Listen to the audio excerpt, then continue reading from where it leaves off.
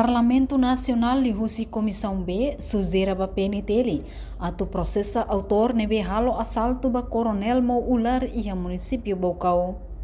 Comissão B nebe trata assunto defesa no segurança. Lihusi membro comissão deputado Natalino dos Santos segunda-feira suzera ba autoridade de segurança município Bocau tem que halo capturação na investigação ba autor Sira nebe halo perturbação hasoro líder Sira e a município refere. Polícia PNTL dele halo atuação e halo investigação e halo capturação para emisir desconhecido e emisir lei a responsabilidade para a raia, né? Ele o sofrimento do povo quase arriba a sua sofrimento de tarefa estado, né?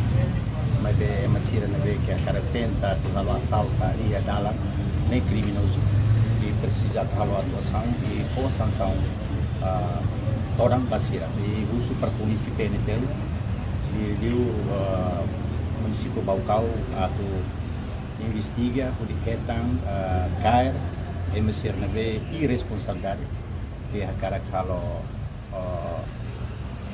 perturbação ordem pública e halo violência e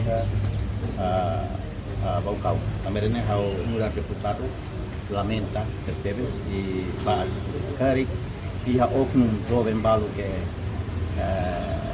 la coi participa para coi envolve a calma a situação e a município né uso para itaninha líder comunitário Sira e o serviço social de Sira atu muito com OPS atu halo sensibilização educação cívica para itaninha cidadão Sira atu compreende. Tambah tuir Natalino aktu nebe Sira halo aktu crime tambah tem que ia responsabilidade husi autor nebe envolve ia caso assalto Reportagem Melda Fátima, televisão Timor Post. Atau tem informação atual dia Clio, kita haluha, hanya botão subscribe, like, halo comentário no faixa tutang ba media sosial hotu.